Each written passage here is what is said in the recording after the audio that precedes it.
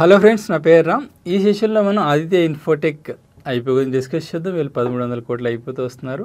500 crores వచ్చేసి fresh issue, 800 crores వచ్చేసి company promoters ఎవరైతే ఉన్నారో వాళ్ళ చేతుల్లోకి వెళ్తుంది ఆఫర్ ఫర్ సేల్. ఇది కరెంట్లీ ప్రాఫిటబుల్ కంపెనీ. ఏదైతే 500 crores వీళ్ళు రైజ్ చేస్తున్నారో కొన్ని బారోయింగ్స్ ఉన్నాయి, వాటిని క్లియర్ చేయడానికి అదర్ జనరల్ పర్పస్కి యూజ్ చేస్తారు. ఈ కంపెనీ యొక్క మెయిన్ ప్రొడక్ట్ వచ్చేసి సీసీ కెమెరాస్. సో సర్వేలెన్స్ పర్పస్కి, సెక్యూరిటీ పర్పస్కి వాడే సీసీ కెమెరాస్ బిజినెస్ ప్రెమిసెస్లో కానివ్వండి, హౌస్ హోల్డ్ ప్రెమిసెస్, రెసిడెన్షియల్ ప్రెమిసెస్లో కానివ్వండి, అలానే గవర్నమెంట్ కూడా డిఫెన్స్ ఏరియాస్లో కానీ, అలానే రోడ్స్ మీద మనం ఎలక్ట్రిక్ పోల్స్ మీద చూసినట్టయితే రోడ్స్ మీద కూడా చాలా కెమెరాస్ మనకు కనిపిస్తుంటుంటాయి. సో వీటిలన్నిటి పర్పస్కి ఈ కెమెరాస్ వాడుతుంటారు. వీళ్ళ మెయిన్ బిజినెస్ వచ్చేసి 2 partsగా ఉంది. ఏదైతే ఈ సీసీ కెమెరాస్ సిపి ప్లస్ అనే బ్రాండ్తో వీళ్ళు మ్యానుఫ్యాక్చర్ చేసి సెల్ చేస్తుంటారు. మెయిన్ రెవెన్యూ దాని నుంచి వస్తుంది, ఆ సెగ్మెంట్ నుంచి వస్తుంది. అలానే ట్రేడింగ్ యాక్టివిటీస్ నుంచి కూడా వీళ్ళకి కొంత రెవెన్యూ వస్తుంది. చైనాకి సంబంధించిన దోవా టెక్నాలజీస్ అనే ఒక కంపెనీ ఉంది. దానికి సంబంధించిన అగైన్ ఈ సర్వేలెన్స్ కానివ్వండి, థర్మల్ కెమెరాస్ కానివ్వండి, ఇవి వీళ్ళు సెల్ చేస్తుంటారు. అండ్ ఇండియాకి సంబంధించి వీళ్ళు ఆథరైజ్డ్ డిస్ట్రిబ్యూటర్ అనమాట ఆ కంపెనీ. అది one of the biggest like ఈ ఏరియాలో చాలా పెద్ద కంపెనీ అనమాట. సో దానికి సంబంధించిన డిస్ట్రిబ్యూటర్ నుంచి కూడా వీళ్ళు కొంత రెవెన్యూ జనరేట్ అవుతుంది. 2017లో వీళ్ళు డిక్సాన్ టెక్నాలజీస్తో జాయింట్ వెంచర్ ఎంటర్ అయ్యారు ఈ సీసీ కెమెరా మ్యానుఫ్యాక్చరింగ్ కోసం అనమాట. అది 2024 కల్లా డిక్సాన్ స్టేక్ ఏదైతే ఉందో అది వీళ్ళు కంప్లీట్గా ఎక్వైర్ చేసుకున్నారు. సో ఆ కంపెనీ కంప్లీట్గా ఇప్పుడు వీళ్ళ హ్యాండ్ ఓవర్లోనే ఉందన్నమాట. ఇంకా ఈ కంపెనీకి సంబంధించిన ప్రొడక్ట్ పోర్ట్ఫోలియో ఎలా ఉంది, రెవెన్యూ మిక్స్ ఎలా ఉంది, అవన్నీ కూడా డీటెయిల్స్ చూద్దాం. ఈ కంపెనీలో ప్రెజెంట్ ఎంప్లాయీస్ వచ్చేసి 1274 ఉన్నారు పేరోల్స్లో. ఇంకా ప్రొడక్ట్స్ కేటగిరీస్ చూసినట్టయితే వీళ్ళ సర్వీసెస్ బ్యాంకింగ్ సెక్టార్లో వీళ్ళ సర్వీసెస్ ప్రొవైడ్ చేస్తున్నారు. లైక్ బ్యాంక్స్లో కానివ్వండి, ఏటీఎంస్ దగ్గరే కానివ్వండి, సర్వేలెన్స్ కెమెరాస్ కానివ్వండి సెటప్ చేయడం కానీ ఇవన్నీ. అలానే యూనివర్సిటీస్ కానివ్వండి, స్కూల్స్లో కానివ్వండి, హాస్పిటల్స్లో ఈ కైండ్ ఆఫ్ కెమెరాస్ సెటప్ చేయడం కానివ్వండి, ఇండస్ట్రీస్లో, అలానే oil and gas companies like చాలా దూరంగా ఉంటూ ఉంటాయి లైక్ సిటీస్కి, అలాంటి ఏరియాస్లో కెమెరా సెటప్ చేయడం, security point of view camera setup చేయడం కానివ్వండి, రియల్ ఎస్టేట్ ప్రాజెక్ట్స్లో ప్రోగ్రెస్ లైక్ తెలుసుకోవడానికి కూడా కెమెరా సెటప్ చేస్తూ ఉంటారు. సో ఇలా డిఫరెంట్ ఏరియాస్లో, అలానే ముఖ్యంగా గవర్నమెంట్ ఏజెన్సీస్తో కూడా కలిపి వీళ్ళు వర్క్ చేస్తుంటారు. డిఫరెంట్ సిటీస్లో ఈ సర్వేలెన్స్ పర్పస్కి కెమెరా సెటప్ చేయడానికి కానివ్వండి, డిఫెన్స్ ఏరియాల్లో థర్మల్ కెమెరాస్ ఇట్లాంటివి ప్రొవైడ్ చేయడం కానివ్వండి గవర్నమెంట్కి, ఇవన్నీ కూడా వీళ్ళు సర్వీసెస్ ప్రొవైడ్ చేస్తున్నారు. ఇక్కడ మీరు కొన్ని ప్రొడక్ట్స్ కూడా చూడొచ్చు.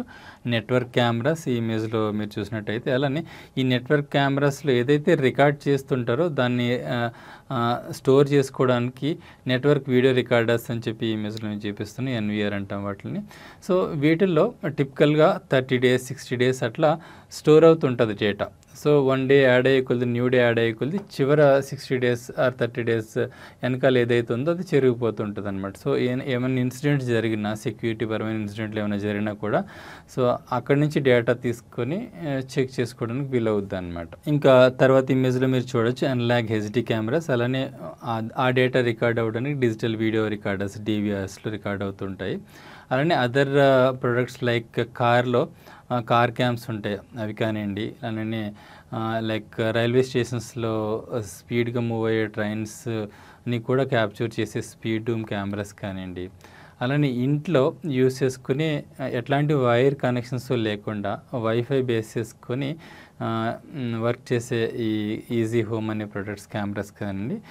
ఇవి వీటిలో రికార్డ్ అయ్యే డేటా మనం క్లౌడ్లో స్టోర్ చేసుకునే విధంగా కూడా సెటప్ చేసుకోవడానికి వీలుంటుంది అనమాట. అలానే కొన్ని అదర్ ప్రొడక్ట్స్ కూడా, కెమెరాసే కాకుండా కొన్ని అదర్ ప్రొడక్ట్స్ కూడా, రూటర్స్ కానివ్వండి, ఇంటికి సంబంధించిన లాకర్స్ కానివ్వండి, టైమ్ అండ్ అటెండెన్స్ రికార్డ్ చేసి ఆఫీస్లో యూస్ చేసే ఎక్విప్మెంట్స్ కానివ్వండి. అలానే ఇవి ఇళ్ళకి లైక్ వీడియో డోర్ ఫోన్స్ అని ఉంటుంటాయి అనమాట. బయట వచ్చేసి ఒక ఫోన్ లాగా ఉంటుంది, దాన్ని ప్రెస్ చేసి మాట్లాడచ్చు ఎవరైనా వచ్చినప్పుడు. ఇంట్లో మట్టుకి వీడియో రికార్డింగ్ కనిపిస్తుంది, బయట వాళ్ళు ఎవరైతే ఉన్నారో వాళ్ళ వీడియో కనిపిస్తుంది, అలానే వాయిస్ కూడా వినిపిస్తుంది అనమాట. సో ఇంట్లో లోపల ఉన్న వాళ్ళు ఒకసారి చెక్ చేసుకున్న తర్వాత ఎవరు వచ్చారో తర్వాత డోర్ ఓపెన్ చేయడానికి ఈ ఎక్విప్మెంట్స్ యూజ్ అవుతాయి. సో ఇవి కూడా వీళ్ళు సెల్ చేస్తున్నారు. అలానే ఇంటరాక్టివ్ డిస్ప్లే మానిటర్స్ కూడా వీళ్ళు సెల్ చేస్తున్నారు. ముఖ్యంగా ఇవి క్లాస్ రూమ్స్లో వాడుతుంటారు అనమాట. వీళ్ళ మ్యానుఫ్యాక్చరింగ్ ఫెసిలిటీ కడపలో ఉందన్నమాట. ఇది వరల్డ్‌లోనే థర్డ్ లార్జెస్ట్ మ్యానుఫ్యాక్చరింగ్ ఫెసిలిటీ ఈ సీసీ కెమెరాస్‌కి సంబంధించి ఇండియాలో లార్జెస్ట్ అనమాట. సో ఇక్కడ మీరు ఏరియా వైజ్ చూసినట్టయితే 2 lakhs స్క్వేర్ ఫీట్ పైనే దీని మ్యానుఫ్యాక్చరింగ్ స్పేస్ ఉందన్నమాట.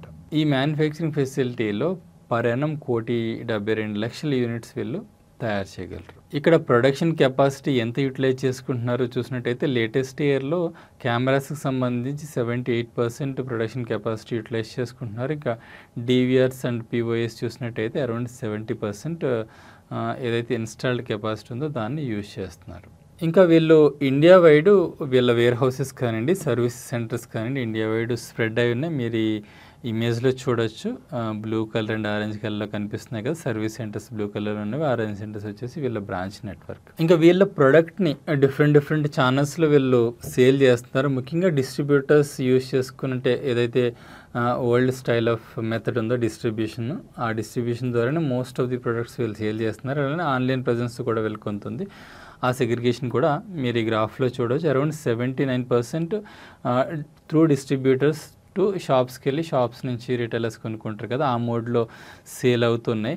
16% system integration operations and projects. ఈ 16% ఏంటంటే వీళ్ళు లైక్ మనం ఆల్రెడీ చెప్పుకున్నట్టుగానే కొన్ని పోలీస్ పర్సనల్స్కి అవసరమయ్యే సిటీస్లో ఈ సీసీ కెమెరాస్ ఇన్స్టాల్ చేయడం కానివ్వండి, మ్యానుఫ్యాక్చరింగ్ కంపెనీస్లో ఓవరాల్ ప్రాజెక్ట్ అంతా వీళ్ళు తీసుకొని సీసీ కెమెరాస్ ఎక్కడైతే అవసరం అవుతాయో అవి ఇన్స్టాల్ చేయడం కానివ్వండి, ఇలాంటి ప్రాజెక్ట్స్ నుంచి వీళ్ళు డైరెక్ట్ క్లయింట్స్కి హ్యాండిల్ చేస్తుంటారు.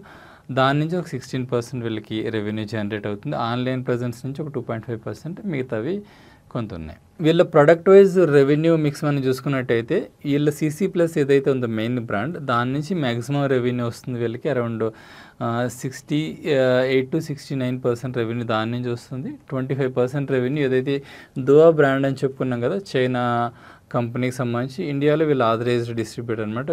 వీళ్ళు మాత్రమే డిస్ట్రిబ్యూట్ చేస్తారు ఆ ప్రోడక్ట్ని ఇండియాలో. సో దాని నుంచి ఓవరాల్ రెవెన్యూలో 25% వరకు రెవెన్యూ జనరేట్ అవుతుంది.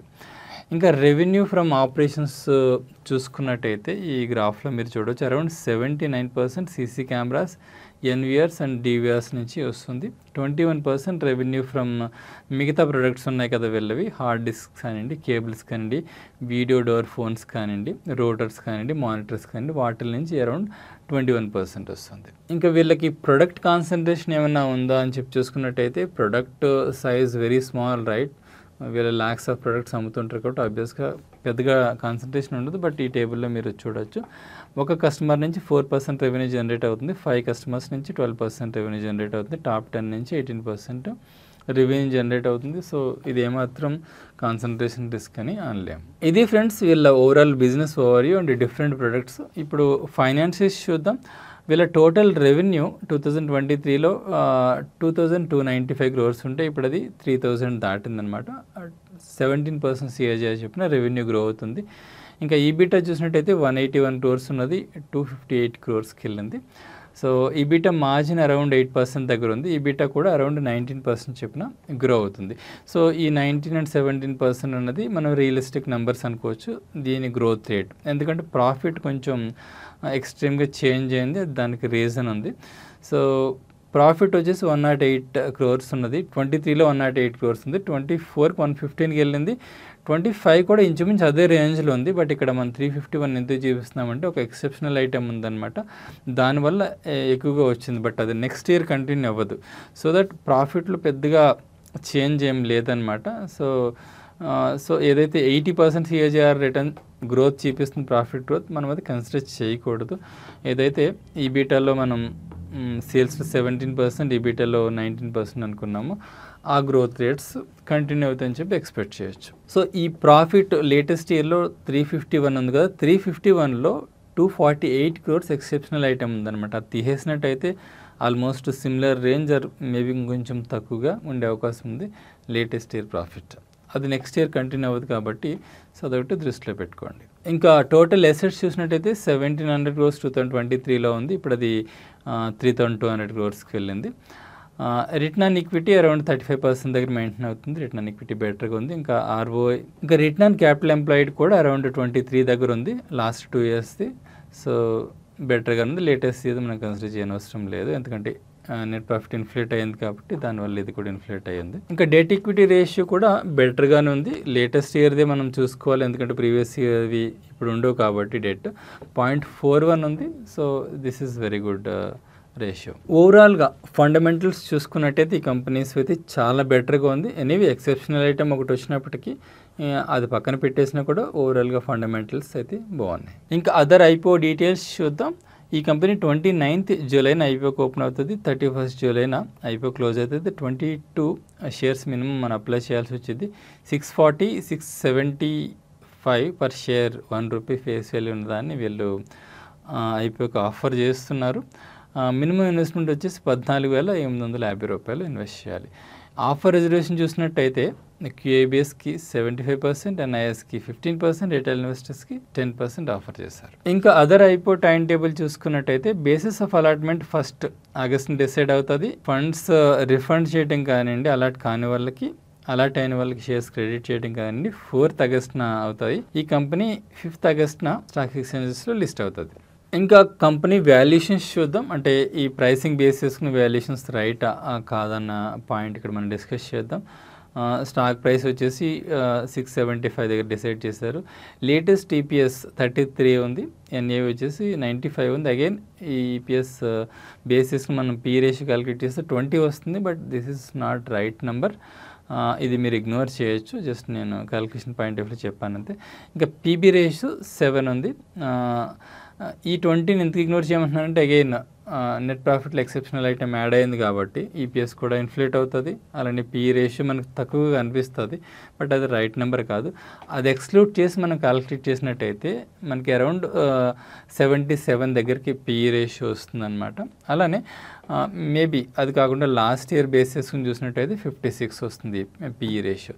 సో ఈ పీ రేషియో అనేది జనరల్గా చాలా ఎక్కువగానే ఉంది. సో ఈ పీ రేషియో అంటే ఎక్సెప్షనల్ ఐటమ్ మనం పక్కన పెట్టేసి ఈ పీ రేషియో పాయింట్ ఆఫ్ వ్యూలో మన వాల్యుయేషన్ చూసినట్టయితే ఇది తప్పకుండా ఓవర్వెల్ అయితే అయింది. సో ఐపీఓ ప్రైసింగ్ అయితే కొంచెం చాలా ప్రైసీగా అయితే ఉంది కంపెనీది. మేబీ కపుల్ ఆఫ్ రీజన్స్ ఏంటంటే ఫండమెంటల్గా స్ట్రాంగ్ ఉంది, అలానే almost monopoly kind of business దీనిది. సో ఇండియాలో నెంబర్ 1 బ్రాండ్ ఇది ఈ సీసీ కెమెరాకి సంబంధించి. సో దానివల్ల ప్రైసింగ్ అయితే కొంచెం హైలోనే కనిపిస్తుంది. సో ఓవరాల్గా సమ్మరైజ్ చేసుకున్నట్టయితే ఆ కంపెనీ బిజినెస్ వచ్చేసి unique business, almost kind of monopoly business ఈ సీసీ కెమెరాస్ సెగ్మెంట్లో. ఫండమెంటల్స్ కూడా బాగానే ఉన్నాయి, గ్రోత్ రేట్స్ కూడా బాగానే ఉన్నాయి. కాకపోతే ప్రైసింగ్ కొంచెం రిచ్గా ఉంది, ఓవర్ ప్రైజ్డ్గా అయితే ఈ ఐపీఓ అయితే అనిపిస్తుంది. సో మీ ఎండ్లో కూడా మీరు డీటెయిల్గా స్టడీ చేసిన తర్వాత ఈ ఐపీఓలో ఇన్వెస్ట్ చేయాలి లేదన్న డెసిషన్ తీసుకోండి. దీన్ని రికమెండేషన్ లాగా కన్సిడర్ చేయకండి. Thank you so much friends.